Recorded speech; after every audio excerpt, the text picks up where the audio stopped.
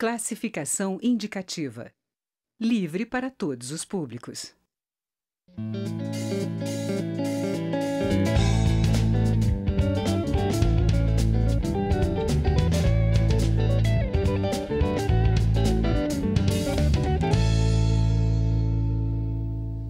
Seis mil especialistas de todo o mundo se reuniram em um congresso internacional Geriatria e Gerontologia em São Francisco, nos Estados Unidos.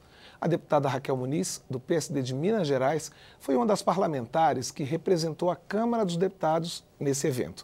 Ela é geriatra e ela é membro titular da Comissão de Defesa dos Direitos da Pessoa Idosa. A deputada conversa com a gente a partir de agora. Deputado, foi um congresso grande e eu vi que foi discutido principalmente políticas públicas e ciência em relação ao envelhecimento.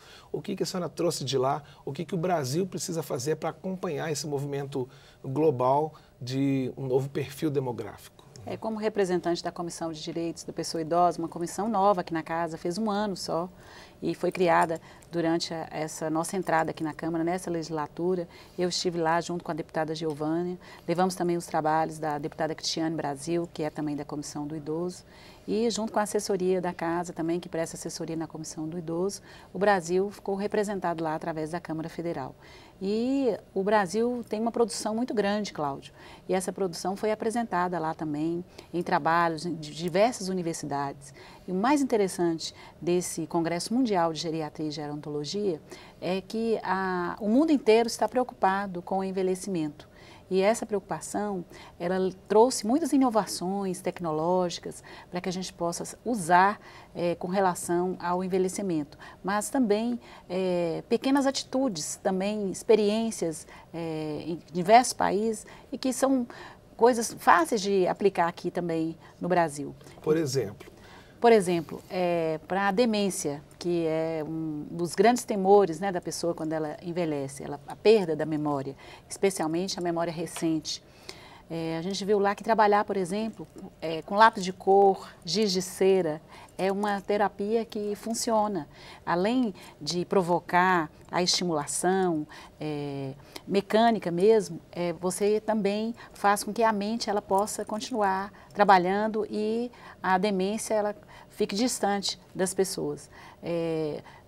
Também assim, atividades que você pode trabalhar no local onde a pessoa está, na sua casa, no prédio onde ela mora, no conjunto habitacional que ela mora, para que seja adaptado para recebê-la. Às vezes a gente tem uma preocupação com a creche, que é viável, né?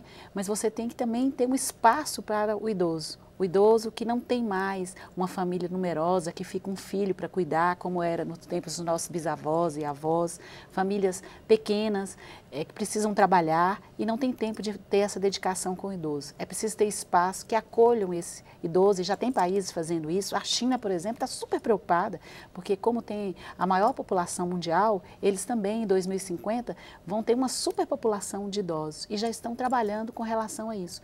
Então, experiência exitosa em outros países, a gente traz aqui para a Comissão do Idoso e para o Brasil, na área da saúde especialmente, porque a gente quer que o idoso envelheça com qualidade de vida, envelheça com saúde. Pois é, porque não basta viver mais, tem que viver melhor também, né? Tem que viver melhor. Esse bônus que a gente está tendo de viver mais, e isso é uma unanimidade, a gente reclama de muitas coisas, mas sim uma coisa que todo mundo constata é que as pessoas estão vivendo mais em função de investimento na saúde, que precisa investir mais, mas foi feito um investimento.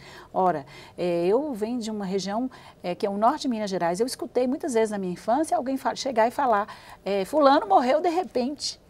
Na verdade, ninguém morre de repente. Você tem uma patologia, mas as pessoas não tinham uma consulta médica. Hoje, raramente você vê falar que uma mulher não vai até uma maternidade para ganhar uma criança. Ainda que não tenha maternidade na sua cidade, mas tem uma ambulância para levá-la onde tem. Raramente isso ocorre. E não, isso antigamente era uma constante. Então as pessoas morriam sem nunca ter ido ao médico. Hoje as pessoas, através do Sistema Único de Saúde, elas têm a oportunidade do Programa de Saúde da Família. Claro que a gente precisa avançar e melhorar. E esse Congresso Mundial foi para isso, para que a gente possa aprimorar aquelas boas práticas que a gente vivencia aqui no Brasil e também trazer boas práticas de outros países. Agora, esses outros países, não só por conta de ter mais dinheiro, mas porque eles envelheceram antes, eles já estão bem mais adiantados do que a gente, né? Nessa questão das providências para acolher essa população idosa. Em termos de política pública, o que o Brasil precisa avançar mais para poder chegar um pouco mais nesse patamar? Quando a gente discute, por exemplo, a Previdência, que é um assunto agora do momento, a gente tem que lembrar que as pessoas, quando elas envelhecem, por exemplo, um funcionário público, quando ele para de trabalhar, às vezes ele quer continuar, quer ir para a iniciativa privada, ou ele quer continuar no próprio trabalho. E às vezes ele é impedido disso. E às vezes a empresa, ela tem que lembrar que essa pessoa acumulou conhecimento, que às vezes não estava na hora dela sair. Mas às vezes a pessoa não tem mais aquela saúde que ela possa trabalhar 8 horas ou um plantão de 12 horas, dependendo da profissão. Mas essa pessoa ela pode trabalhar com um horário especial. Ela pode trabalhar com um horário reduzido, porque ela tem contribuição, depois que ela acumulou um conhecimento enorme, ou ela é responsável também por um cargo de confiança, então ela pode trabalhar um horário menor. Ainda aqueles que não querem trabalhar mais, precisam ter uma atividade, precisam ter uma rotina, pode fazer um trabalho voluntário, né? Pode ir para uma escola, contar histórias, pode ter um horário especial para poder ajudar. Ou ainda, nós temos que entender que essa população economicamente é ela que vai sustentar o mundo. Olha, se a gente começar a investir também nessas pessoas, sabendo que elas vão ser responsáveis também por um desenvolvimento do país onde elas estão inseridas, a gente começar a fazer políticas públicas, acolhendo essas pessoas, nós não estamos tendo mais crianças como a gente tinha. Hoje a gente tem uma superpopulação de idosos. Inclusive o país, assim, o perfil mudou, né? A gente se acostumou a ser o país dos jovens. Falávamos isso, era um chavão, o Brasil é um país de jovens, exatamente, né? Agora eu acho que tem que ter uma mudança, inclusive, é um país que está envelhecendo. E tem que ter uma mudança de cultura, inclusive. Tem que ter uma mudança de cultura. As pessoas têm que ter uma postura diferente em relação aos idosos, não é? Isso. Então, isso, através da Câmara Federal, a gente pode implementar isso, e por isso que foi criada essa comissão do idoso. A gente tem que fazer políticas públicas que envolvam o idoso, por exemplo, na questão da educação.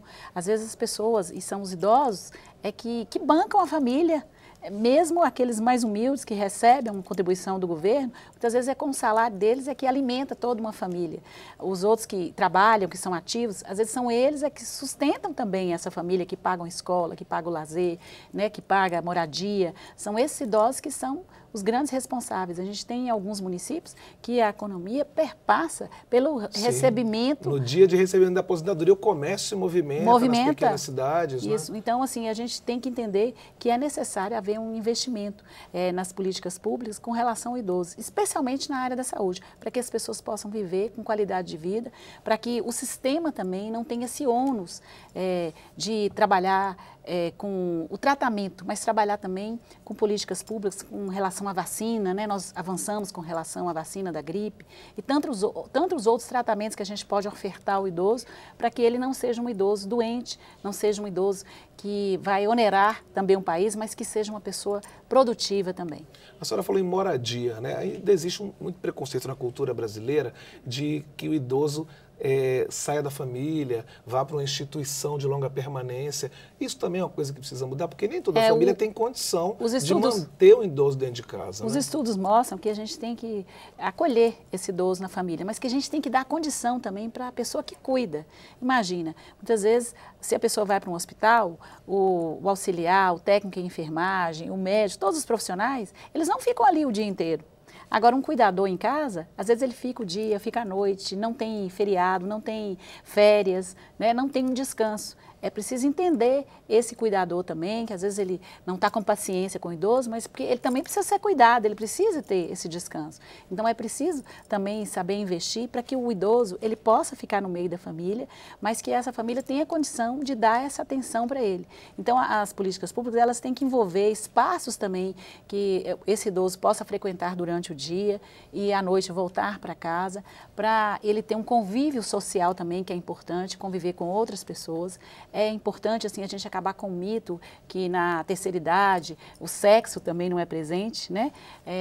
A gente tem que acabar com alguns mitos e à medida que a gente vai discutindo essas coisas, à medida que a gente vai participando dos congressos, que essa comissão também, ela estabeleça também um diálogo com a população e criem também mecanismos legislativos para garantir uma vida melhor para esse idoso. E a gente tem feito esse papel aqui na casa, na Comissão dos Idosos, mostrando, através até da própria mídia, dos programas, né, a Câmara Câmara tem esse papel também, já que tem um canal aqui, de ter o espaço também dedicado à orientação, a fomentar também a participação das pessoas, desde crianças, a ter esse respeito com a terceira idade.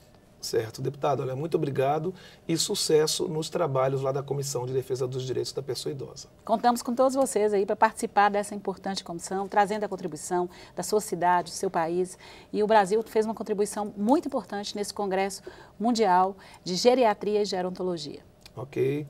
Eu conversei com a deputada Raquel Muniz, do PSD de Minas Gerais, sobre envelhecimento, sobre a preocupação global com envelhecimento.